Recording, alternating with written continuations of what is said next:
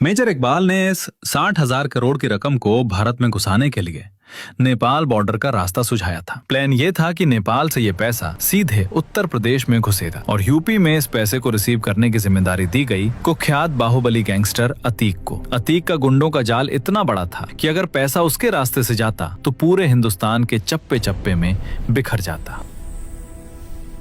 लेकिन मेजर इकबाल को एक बहुत बड़ा डर सता रहा था। उसने 2015 में दाऊद के सामने अपनी चिंता जताते हुए कहा कि अगर 2017 के यूपी चुनाव में सत्ता योगी आदित्यनाथ के हाथ में चली गई तो यूपी में अतीक समेत उनका पूरा नेटवर्क खत्म हो जाएगा और नेपाल बॉर्डर वाला रास्ता हमेशा के लिए बंद हो जाएगा। ये सुनकर दाऊद ने साफ अल्टीमेटम दिया। तो नवंबर 2016 आखिरी मौका है। इसी के साथ 9 नवंबर 2016 की वो खौफनाक तारीख तय कर दी गई जब ये 60,000 करोड़ की पहली बड़ी खेप नेपाल बॉर्डर से यूपी में घुसनी थी। भारत में हाल ही में उरी सर्जिकल स्ट्राइक हुई थी और पूरा देश जोश में था। उस दोपहर भारत के national security advisor NSA Ajit Doval अपने दफ्तर के आंगन में टहल रहे थे। तभी उनके एक अधिकारी ने आकर उन्हें ये खौफनाक खबर दी कि पाकिस्तान 60,000 करोड़ के नकली नोट भारत भेजने की तैयारी कर रहा है। ये सुनते ही डोभाल जी एक पल के लिए सन्न रह गए। उन्होंने कहा, 60,000 करोड़, ये बहुत बड़ी रकम है। अगर ये पैसा हिंदुस्तान आ गया तो बाजार हिल जाएगा, लोग डरेंगे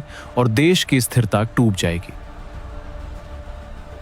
डोभाल ने तुरंत अपने अधिकारी को आदेश दिया कि हमारे उस स्पाई जासूस से संपर्क करो और पता लगाओ कि 60,000 करोड़ के नोट छप चुके हैं या अभी छपने बाकी हैं। ये स्पाई कोई और नहीं बल्कि रॉ के एक बेहद होनहार और खतरनाक undercover agent major Mohit Sharma थे। मेजर मोहित कोई आज के जासूस नहीं थे। वो कई सालों से पाकिस्तान में रहकर लियारी गैंग में पूरी तरह शामिल हो चुके थे। वो खनानी भाइयों और मेजर इकबाल के साथ कंधे से कंधा मिलाकर काम करते थे और दुश्मन उन्हें अपना ही आदमी समझकर उन पर अंधा भरोसा करता था। डोभाल का आदेश मिलते ही मेजर मोहित ने खनानी और इकबाल के साथ एक मीटिंग फिक्स की और एक मनोवैज्ञानिक चाल चली।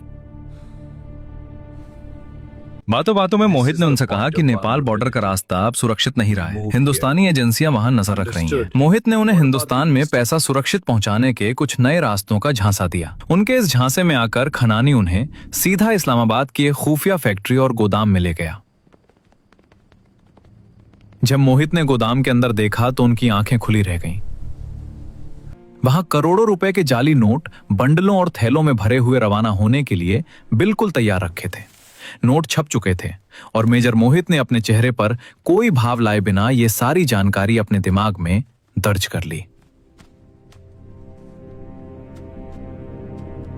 उसके बाद मेजर शोभित शर्मा ये खबर अजीत डोभाल को भेजते हैं कि नोट छप चुके हैं। 16 नवंबर 2016 को ये नोट भारत भेजे जाएंगे।